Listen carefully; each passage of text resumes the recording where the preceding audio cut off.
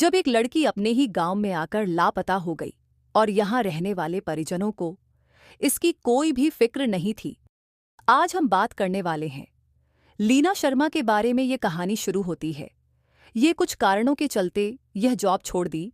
फिर इन्होंने एक प्राइवेट कंपनी में एक अच्छी पोस्ट पर काम करना शुरू कर दिया। इन्होंने फॉरेन ट्रेड में डिग्री हासिल की थी। वैसे तो लीना का परिवार मूल रूप से मध्य प्रदेश के होशंगाबाद का रहने वाला था। यही सुहागपुर थाना क्षेत्र के अंतर्गत आने वाले डोडादे नामक गांव में लीना के माता पिता के 70 एकड़ जमीन थी। लीना की एक बड़ी बहन भी थी, हिना शर्मा। इनकी शादी हो चुकी थी। इनके पति बेंगलुरु में कोई जॉब करते थे। लीना के एक सगे मामा जी भी इसी डोडादे गांव में रहते थे। इनका नाम था प्रदीप शर्मा। ये ब्लॉक कांग्रेस अध्यक्ष थे। ये एक दबंग इंसान थे। गांव में इनका काफी दबदबा भी था। प्रदीप शर्मा अपनी भांजी लीना के हिस्से की खरीद एक 11 एकड़ जमीन पर खेती करते थे। वैसे ये सब्जियों के कुछ पैसे लीना को भी भेज देते थे। सब कुछ ऐसे ही चल रहा था। लीना के माता पिता के पहले मृत्यु हो चुकी थी। इस दुनिया में बड़ी बहन के अलावा लीना का कोई भी गार्जियन नहीं था। जो भी लोग गांव में थे, बड़ी बहन, मामा जी वगैरह, यही लोग जमीन की देखरेख करते थे। एक दिन लीना ने सोचा कि इसके हिस्से की इतनी सारी जमीन है, गांव में ऐसे ही पड़ी हुई है, क्यों ना लीगली उनकी फेंसिंग कर लूं। उम्र भी बढ़ ही रही थी तो लीना शादी के बारे में भी सोच रही थी। अब तो इनके बारे में सोचने वाला कोई भी नहीं था। जो थी यही थी। यही अपने भविष्य का फैसला कर सकती थी। लीना के कुछ दोस्त भी थे। जो भी लीना के दिमाग में चलता था ये अपने दोस्तों से जिक्र करती थी, राय मशवरा लेती थी। क्योंकि लीना के हिस्से की जमीन में से एक 11 एकड़ पर मामा जी खेती करते थे, इसलिए लीना को थोड़ी चिंता हुई कि आखिर उनसे कैसे कहा जाए कि अब खेती केवल अपने जमीन पर ही करे। एक दिन यह अपने मामा जी को फोन करती है और जमीन की फैसे मामा जी ने बड़े प्यार से कहा कि गांव आ जाओ और तुम्हारे हिस्से की जो भी जमीन है सब कुछ देख लो। इसके बाद 18 अप्रैल 2016 को लीना दिल्ली से भोपाल आती है। भोपाल में ही इनकी कोई फ्रेंड रहती थी। लीना यहीं पर ठहर जाती है। 20 अप्रैल को इनकी भोपाल से सुहागपुर की एक ट्रेन थी। ऐसे करके ही अपने गांव में पहुंचती है। यहां इन्होंने 23 अप्रैल को 35 एकड़ जमीन का सीमांकन कराया। इसके बाद 29 अप्रैल को फेंसिंग करानी थी। फेंसिंग करने के बाद प्रॉपर्टी का सारा झमेला खत्म हो जाता। क्योंकि लीना काफी सालों से अपने गांव नहीं आई थी, इसलिए किसी को उतना जानती भी नहीं थी। इन्होंने अपनी फ्रेंड की मदद से फेंसिंग के सारे सामान खरीदे और मिस्त्री मजदूर का भी इंतजाम कराया। गांव से लीना अपने दोस्तों से रोज फोन पर बातें करती थी, मैसेज करती थी, चैटिंग करती थी। गांव में क्या क्या चल रहा है, आगे कौन सी प्रक्रिया होनी है, सब कुछ दोस्तों से शेयर करती थी। जैसे ही फेंसिंग का दिन आया, अचानक से लीना ने यहाँ कर ले के बाद वो वापस आ जाए। इधर रोज बात करने वाले दोस्तों को भी लीना के कॉल्स और मैसेज आने बंद हो चुके थे। लीना के पास 2 फोन थे। कॉल करने पर दोनों ही फोन स्विच ऑफ बता रहे थे। दोस्तों ने लीना की बहन और मामा जी से संपर्क किया। उनसे लीना के बारे में पूछा। पता चला कि लीना यहां से चली गई है। दोस्त कहते हैं कि लीना यहां दिल्ली में नहीं आई है, उसका फोन भी बंद है। यही सब कुछ चल रहा था। धीरे धीरे लीना को लापता हुए 7 दिन हो गए। अभी तक लीना के घर वालों में से किसी ने भी पुलिस में कंप्लेन नहीं की। यह शांति से बैठे रहते हैं। उधर दिल्ली में रहने वाले कुछ दोस्त वसम कुंज पुलिस स्टेशन में लीना की मिसिंग कंप्लेंट लिखाने की कोशिश करते हैं। जब पुलिस को पता चला कि लड़की मध्य प्रदेश में लापता हुई है तो यहां पर कंप्लेंट नहीं लिखी जाती, क्योंकि मामला दूसरे स्टेट का था। ऊपर से दोस्तों को यह भी बोला जा रहा था कि किसी रिश्तेदार को लेकर आए तभी कुछ हो सकता है। दोस्तों ने कई दिनों तक पुलिस स्टेशन के चक्कर काटे, फिर भी पुलिस ने कोई एक्शन नहीं लिया। यहां 7 दिन बीत चुके थे। लड़की का कुछ अता पता नहीं था। लीना के घर वालों को भी अब कुछ अजीब लगता है। इसके बाद 5 मई 2016 को मामा जी प्रदीप शर्मा सुहागपुर पुलिस स्टेशन जाते हैं और अपनी भांजी लीना शर्मा की मिसिंग कंप्लेन लिखाते हैं। इनके अनुसार 28 अप्रैल की सुबह से लीना लापता हुई है। उसको गांव में हर जगह पर ढूंढ लिया गया, लेकिन वो कहीं नहीं मिली। वो दिल्ली में रहती है। उसके दोस्तों ने बोला कि लीना यहाँ दिल्ली में भी नहीं आई। हमें कुछ समझ में नहीं आ रहा है, आपको उसे ढूंढना चाहिए। पुलिस ने कंप्लेन तो दर्ज कर लिया, लेकिन केस को हल्के में लेती है। इन्हें लगता था कि वो कहीं गई होगी, आ जाएगी। वैसे मामाजी वर्तमान में ब्लॉक कांग्रेस अध्यक्ष थे। अब पुलिस में कंप्लेन लिखाने की नौबत आ गई तो घरवालों को फिक्र होने लगती है। 2 हफ्ते बीत गए, अभी तक पुलिस ने लीना केस को सीरियस नहीं लिया। दोस्तों से जितना हो पा रहा था सब कुछ किया गया, लेकिन कुछ हासिल नहीं हुआ। सभी दोस्त मिलकर एक फेसबुक पेज क्रिएट करते हैं। इसका नाम रखा गया सेव लीना शर्मा। इसके बाद ये लीना के बारे में पोस्ट करने लगे कि लीना इतने तारीख को यहां पर गई थी, इतने दिन बात हुई। फिर मैसेज और कॉल आना बंद हो गया। ये लीना के बारे में हर तरह की जानकारी पोस्ट करने लगे जिससे उसको ढूंढने में मदद मिल सके। साथ में ये पुलिस के साथ हुए उस एक्सपीरियंस के बारे में भी शेयर करने लगे। धीरे धीरे यह पेज ग्रो होने लगता है, लोग जुड़ने लगते हैं। भोपाल के दोस्तों ने भी इसमें मदद की। लोग एमपी पुलिस को टैग करने लगे। कुछ ही दिनों में इस फेसबुक पेज पर मध्य प्रदेश पुलिस के बड़े ऑफिसर की नज़र पड़ती है। इन्हें पता लगता है लीना शर्मा नाम की एक लड़की सुहागपुर थाना क्षेत्र से लापता हो गई है। अभी तक पुलिस ने इसमें कुछ ठोस कदम नहीं उठाया है।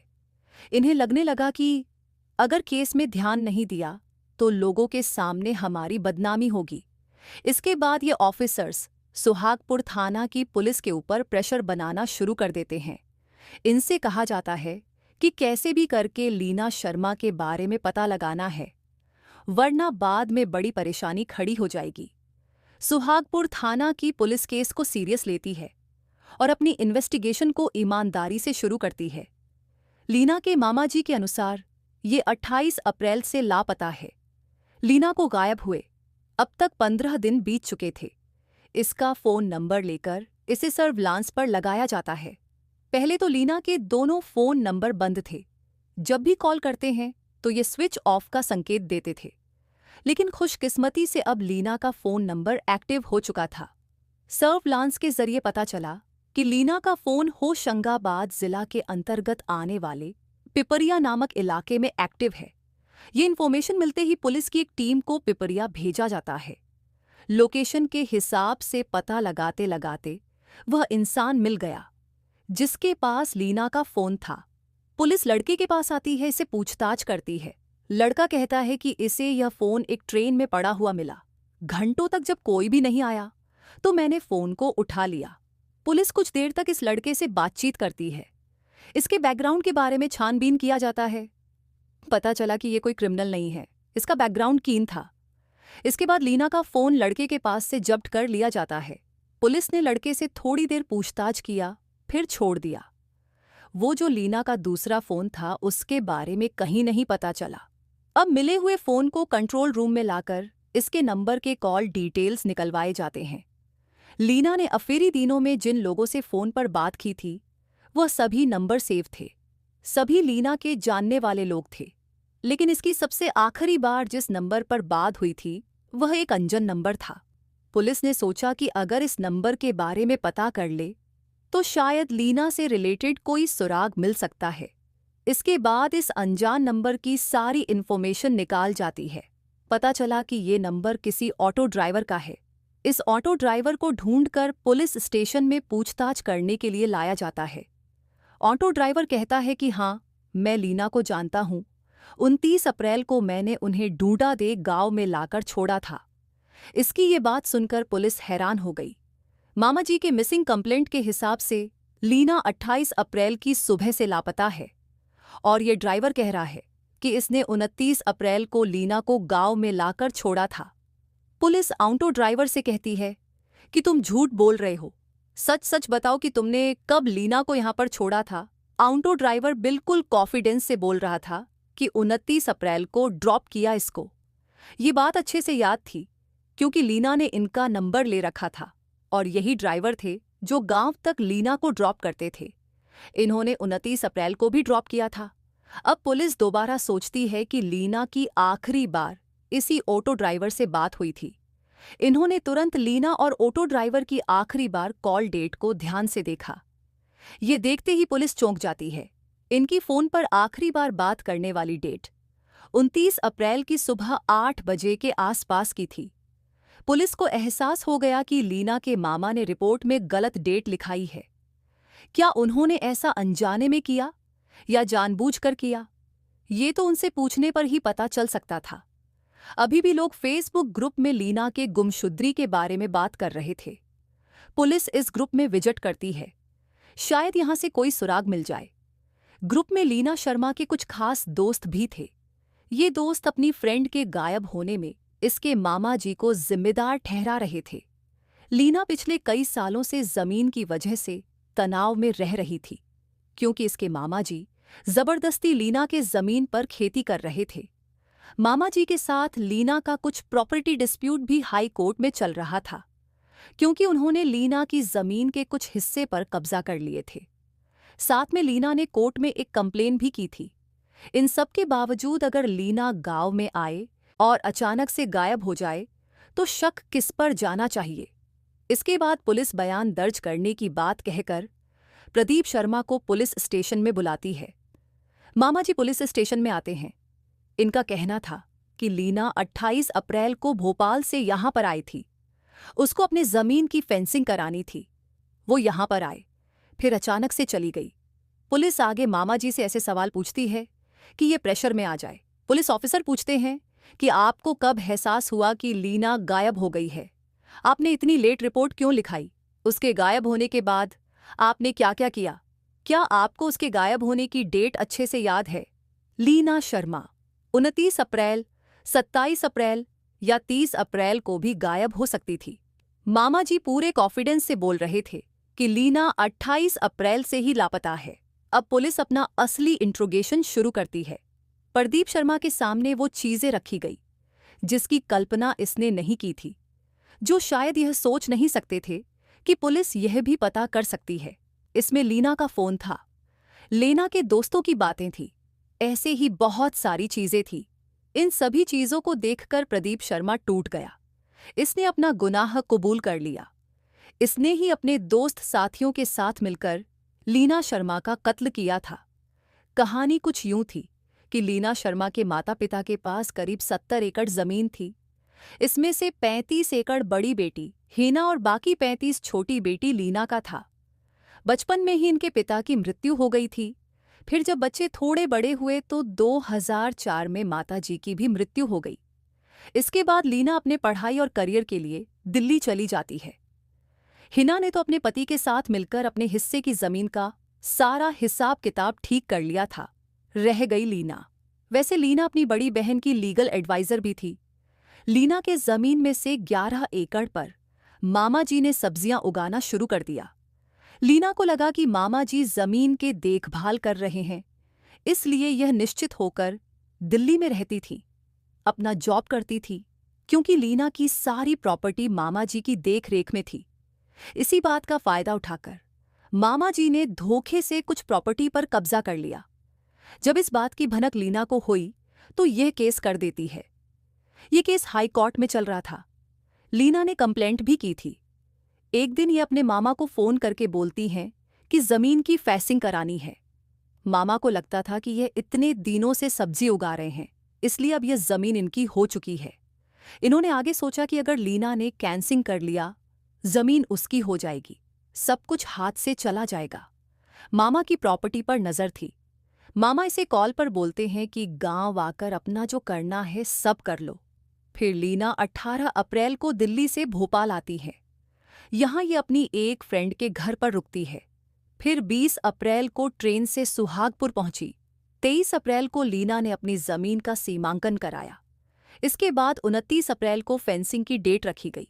जमीन का सीमांकन करने के बाद लीना वापस से भोपाल अपनी फ्रेंड के घर पर चली जाती है। यहां इन्होंने फेंसिंग कराने का सारा मटेरियल खरीदा, मजदूर का इंतजाम किया। सारी तैयारी करने के बाद 29 अप्रैल की सुबह में लीना ऑटो ड्राइवर के साथ गांव में पहुंचती है। यहां पर मजदूर और वो बाकी लीगल कर्मचारी भी आ गए जिनके देखरेख में सब कुछ होना था। अब काम शुरू होने ही वाला था। तभी इसी समय मामा जी अपने 2 सहयोगियों के साथ यहाँ पर पहुँचते हैं। इन्होंने लीना से कहा कि अभी फेंसिंग क्यों कर रहे हो?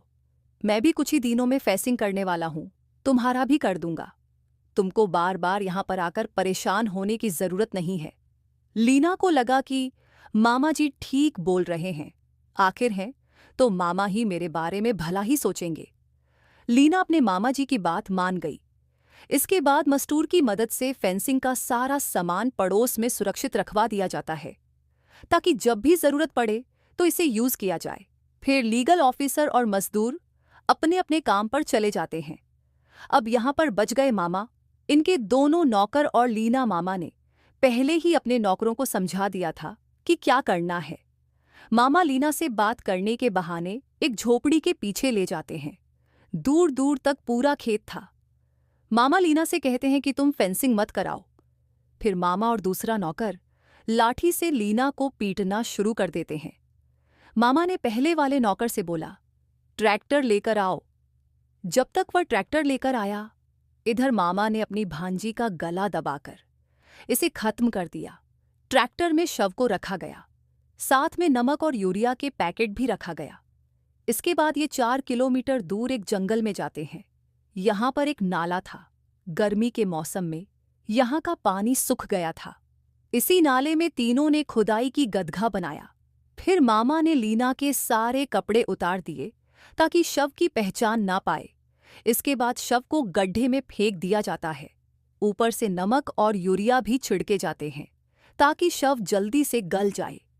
और ये 29 अप्रैल की दोपहर की बात है। फिर इन्होंने गड्ढे को ढक दिया। लीना के फोन भी इन्होंने ले लिए थे। आपको शायद याद होगा कि अजय देवगन की एक मूवी आई थी दृश्यम। इस मूवी में जिस तरह से कत्ल करने के बाद फोन को ट्रक में फेंका गया था, ठीक इसी तरह से मामा जी ने अपने दोनों नौकरों के साथ मिलकर लीना के दोनों फोन्स को ट्रेन में अलग अलग जगह पर फेंक दिया। इसके बाद ये अपने अपने घर चले गए। 1 हफ्ते तक ये वेट करते हैं ताकि बॉडी गल जाए, क्योंकि अगर जैसे तैसे पुलिस शव को ढूंढ भी ले तो पहचान ना पाए। ये सारी घटना सुनने के बाद पुलिस ने दोनों नौकरों को भी अरेस्ट कर लिया। आपको बता दे कि 5 मई को मामा जी और लीना की बड़ी बहन दोनों साथ में पुलिस स्टेशन गए थे। इन्हें उस जंगल में ले जाया जाता है जहां पर इन्होंने शव को ठिकाने लगाया था। पुलिस इनके जरिए शव को बरामद कर लेती है। शव के पास से अंगूठी जैसे कई गहने भी मिले। इसके बाद इसे हॉस्पिटल में भेज दिया जाता है। इसके बाद लीना की बहन के ब्लड सैंपल भी लिए गए ताकि डीएनए जांच कर सकें। बाद में डीएनए मैच भी हो गया। लीना के दोस्तों के अनुसार लीना की बड़ी बहन भी इस साजिश में इन्वॉल्व हो सकती है, क्योंकि इन्होंने अपनी बहन के गायब होने पर भी मिसिंग कंप्लेन नहीं लिखवाई थी। कई दिनों बाद जाकर लिखाई दोस्तों ने इनसे बोला था कि वो गायब है, फिर भी ये शांत रही। लीना के लापता के समय बहन से ज्यादा उसके दोस्त परेशान थे। बड़ी बहन हमेशा लीना को जमीनों के विवाद से दूर रहने की नसीहत देती थी। शायद इनकी भी नज़र लीना की प्रॉपर्टी पर थी, क्योंकि लीना के पास अपनी बड़ी बहन से ज्यादा प्रॉपर्टी थी। इनके पास संपत्ति के साथ 7,000 स्क्वायर फुट का घर था। लीना की 2 मौसियों ने भी अपनी अपनी प्रॉपर्टी की आखिरी वारिस लीना को बनाया था।